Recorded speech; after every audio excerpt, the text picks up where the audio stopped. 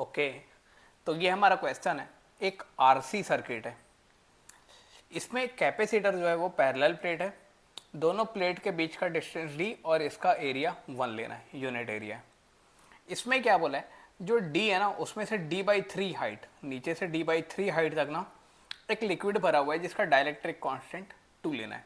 पर ये लिक्विड हमेशा भरा नहीं रहेगा, इसका लेवल धीरे धीरे धीरे धीरे नीचे आते जाएगा, नीचे आते जाएगा, नीचे आते जाएगा। कितने v स्पीड से नीचे आ रहा है। तो किसी टाइम t पर उसका कैपेसिटेंस हम लोग को निकालना पड़ेगा, किसी टाइम t पर। और इसका कैपेसिटेंस निकाल लूंगा तो मेरे को क्वेश्चन बोले टाइम कांस्टेंट निकालने। तो जब हमारा आरसी सर्किट होता है तो उसका टाइम कांस्टेंट होता है R into C, R C, ठीक है। तो हम लोग को वही निकालना है इस क्वेश्चन में। तो मेरे को पहले कैपेसिटर निकालना पड़ेगा। चलो तो देखते हैं। शुरू में ऐसा दिया है पैरेलल प्लेट कैपेसिटर, ये टोटल इसका जो प्लेट के बीच का सेपरेशन डी है, और ये कितना है d/3 है। यहाँ तक मस्त एक भरा हुआ है लिक्विड, पर किसी टाइम t के बाद ये लिक्विड धीरे धीरे नीचे आ रहा है। कितने स्पीड से नीचे आ रहा है, v स्पीड से नीचे आ रहा है। तो किसी टाइम t मतलब कुछ टाइम के बाद उस ये कितना डिस्टेंस नीचे आ जाएगा, मान लो यहाँ तक आ गया, वो यहाँ तक आ गया। कितना नीचे आ गया एट टाइम t। तो ये कितना डिस्टेंस ट्रेवल कर लेगा, speed equal to distance upon time. तो डिस्टेंस कितना कर लिया vt, तो vt नीचे आ गया। मतलब अब जो बचा हुआ है वो यहाँ तक, देखो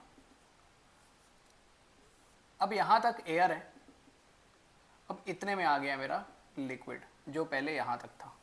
तो अब उसका लेवल नीचे आ गया, मतलब ये बढ़ गया और ये कम हो गया, ठीक है। एक वायर इधर आके जुड़ा है, एक वायर इधर आके जुड़ा है। मतलब इसको मैं अगर सॉल्व करने के लिए जाऊँ तो एक ऐसा है एयर वाला, और उसी में से दूसरा जुड़ा हुआ ऐसा मीडियम वाला। मतलब दोनों के दोनों किस में आने वाले हैं, सीरीज में आने वाले हैं, ठीक है। तो हम लोग एयर के लिए कैपेसिटेंस निकाल देते हैं पहले। चलो एयर के लिए कितना, epsilon not a/d। Epsilon not area 1 लेना है, एरिया 1 हो गया। डिस्टेंस कितना डिस्टेंस है, ये वाला डिस्टेंस मेरे को देखना पड़ेगा। शुरू में ये d/3 था, तो ये कितना था 2d/3, पर अब वो vt और नीचे आ गया। तो अब ये कितना हो गया, ये हो गया 2d/3 प्लस vt। तो डिस्टेंस कितना लिखूंगा मैं,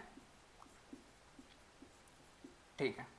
और लिक्विड के लिए लिखने जाऊंगा अगर मैं, तो कितना लिखूंगा लिक्विड के लिए, ये एयर के लिए, ये लिक्विड के लिए कितना एप्सिलॉन नॉट ए, पर यहाँ k भी लगाना पड़ेगा, डाइलेक्ट्रिक कांस्टेंट 2, एरिया को 1 लिख लूंगा। अब डिस्टेंस, लिक्विड का डिस्टेंस कितना, पहले कितना था ये d/3, पर अब उसमें से vt कम हो गया, मतलब d/3 में से vt कम हो गया। तो कितना d/3 माइनस vt। और ये दोनों एक बार और इसको थोड़ा सिंप्लीफाई कर लेते हैं। ये 3 ऊपर चला गया,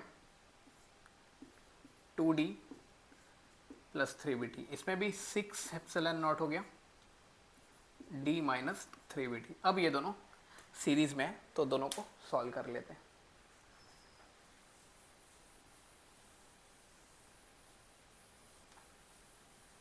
चलो दोनों को मल्टीप्लाई करेंगे और दोनों को जोड़ देंगे। सीरीज में कैसे करते हैं, मल्टीप्लाई बाई सम, दोनों का मल्टीप्लाई,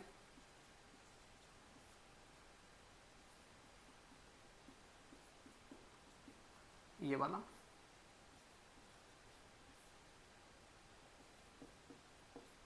और नीचे दोनों को ऐड कर देंगे।